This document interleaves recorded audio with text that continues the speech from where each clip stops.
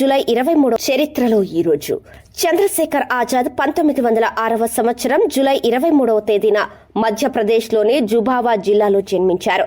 భారత స్వాతంత్ర్య పోరాటం చేసిన విప్లవకారుడు చంద్రశేఖర్ ఆజాద్. గాంధీ సహాయ నిరాకరణ ఉద్యమాన్ని ఆపినప్పుడు చంద్రశేఖర్ ఆజాద్ అభిప్రాయాలు మారిపోయాయని, విప్లవ కార్యకలాపాల్లో పాలు పంచుకున్నారని అంటారు. ఉత్తర భారతదేశంలోని అన్ని విప్లవ పార్టీలను ఏకం చేసి హిందుస్థాన్ సోషలిస్ట్ రిపబ్లికన్ అసోసియేషన్ను ఆయన స్థాపించారు. దీని తర్వాత లాలా లజపత్ రాయ్ మరణానికి ప్రతీకారంగా లాహోర్లో భగత్ సింగ్తో కలిసి బ్రిటిష్ పోలీస్ అధికారి శాండర్సన్ను చంపాడు. అదే సమయంలో చంద్రశేఖర్ ఆజాద్ నాయకత్వంలో భగత్ సింగ్ ఇంకా రుతుకేశ్వర్ దత్ 1929 ఏప్రిల్ 8వ తేదీన ఢిల్లీ సెంట్రల్ అసెంబ్లీలో బాంబు పేల్చారు. బ్రిటిష్ ప్రభుత్వం చేసిన బ్లాక్ చట్టాలకు నిరసనగా పేలుడు జరిగింది.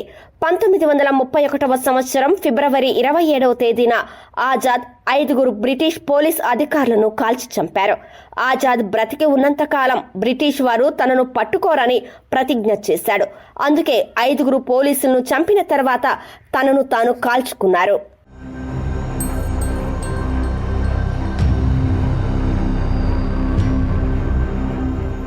1856వ సంవత్సరం జూలై 23వ తేదీన మహారాష్ట్రలోని రత్నగిరి జిల్లాలో లోకమాన్య బాల్ గంగాధర్ తిలక్ జన్మించారు.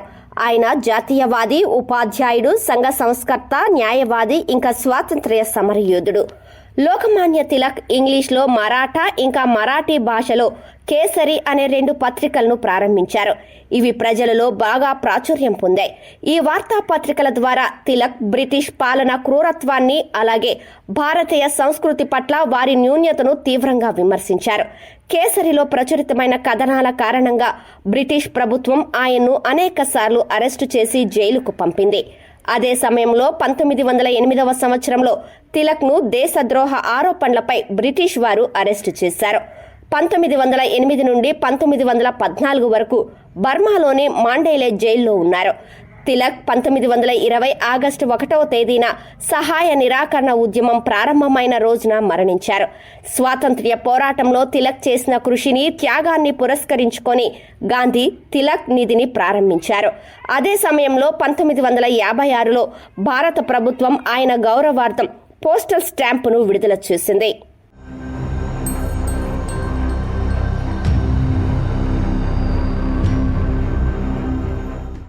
జూలై 23, 1927న Indian broadcasting company Bombay station నుండి మొదటి రేడియో ప్రసారాన్ని చేసింది.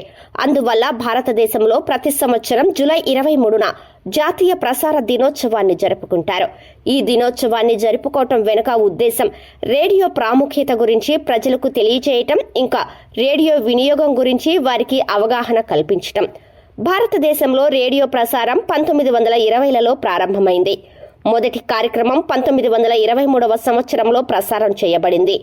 దీని తర్వాత బొంబాయి ఇంకా కలకత్తా రేడియో స్టేషన్లు 1927లో స్థాపించబడ్డాయి. ఆ తర్వాత 1930లో ముంబై, కలకత్తా ట్రాన్స్మీటర్లను ప్రభుత్వం తన ఆధీనంలోకి తీసుకుని ఇండియన్ బ్రాడ్కాస్టింగ్ సర్వీస్ పేరుతో వాటిని నిర్వహించడం ప్రారంభించింది. ఆ తర్వాత 1936లో దీని పేరు ఆల్ ఇండియా రేడియోగా మార్చారు. 1957లో ఆకాశవాణిగా పిలవటం ప్రారంభమైంది. స్వాతంత్ర్యం వచ్చినప్పుడు భారతదేశంలో 9 రేడియో స్టేషన్లు ఉండేవి. కానీ భారత్, పాకిస్తాన్ దేశాల విభజన తర్వాత వీటిలో 3 రేడియో స్టేషన్లు పాకిస్తాన్కు వెళ్లాయి. ఆ సమయంలో దేశ జనాభాలో రేడియో కేవలం 11% మాత్రమే. అయితే ప్రస్తుతం రేడియో 99% వరకు విస్తరించింది. దేశవ్యాప్తంగా ఉన్న 262 రేడియో స్టేషన్ల ద్వారా భారతదేశ జనాభాలో 99% చేరుకుంటుంది. అదే సమయంలో 100 కంటే ఎక్కువ దేశాలలో 25 కంటే ఎక్కువ భాషలలో ఆకాశవాణి ద్వారా ప్రసారం చేయబడుతుంది.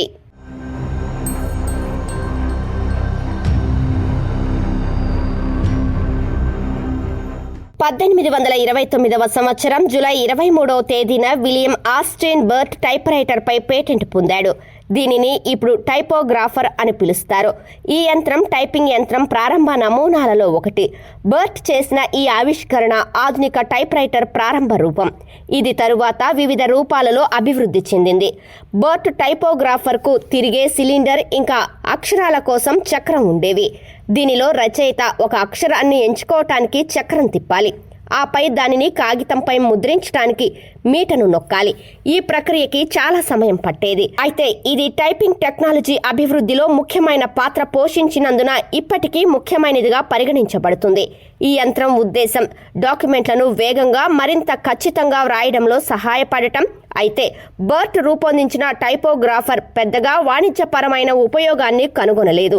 కానీ ఈ ఆవిష్కరణ టైప్ రైటర్ అభివృద్ధికి ప్రేరణగా మారింది.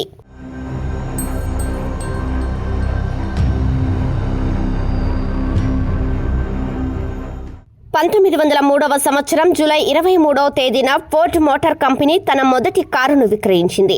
ఈ కారు పేరు ఫోర్డ్ మోడల్ ఏ. ఈ కారును చికాగో డెంటిస్ట్ అయిన ఎర్నెస్ట్ ఫెన్నింగ్ కొనుగోలు చేశారు. జూన్ 6, 1903న హెన్రీ ఫోర్డ్ మోటార్ కంపెనీని స్థాపించారు. ఇది ఒక అమెరికన్ ఆటోమొబైల్ తయారీ సంస్థ. ప్రపంచవ్యాప్తంగా వాహనాలు మరియు ఆటోమేటివ్ సేవలకు ఫోర్డ్ కంపెనీ ప్రసిద్ధి చెందింది. ఫోర్డ్ మోటార్ కంపెనీ ఆటోమొబైల్ పరిశ్రమ అభివృద్ధికి గణనీయమైన కృషి చేసింది. ఫోర్డ్ మోటార్ కంపెనీకి చెందిన అత్యంత ప్రసిద్ధ కార్లలో ఒకటి 1908లో ప్రవేశపెట్టబడిన మోడల్ టీ. ఆ తరువాత 1913లో ఫోర్డ్ మోటార్ కంపెనీ కార్ల కోసం ప్రపంచంలోనే మొట్టమొదటి మూవింగ్ అసెంబ్లీ లైన్ను ప్రవేశపెట్టింది. ఫోర్డ్ ప్రవేశపెట్టినప్పటి నుండి మార్కెట్లో తనదైన ముద్ర వేసింది. ఫోర్డ్ మొదటి ప్రపంచ యుద్ధ సమయంలో అమెరికన్ సైన్యం కోసం జీపులను తయారు చేస్తుంది. ఫోర్డ్ మోటార్ కంపెనీ ఒక శతాబ్దానికి పైగా మోటార్ వాహనాల తయారీలో అగ్రగామిగా నిలిచింది. మోడల్ టీ నుండి తాజా మోడళ్ల వరకు ఫోర్డ్ ఇప్పటి వరకు 35 కోట్లకు పైగా వాహనాలను ఉత్పత్తి చేసింది.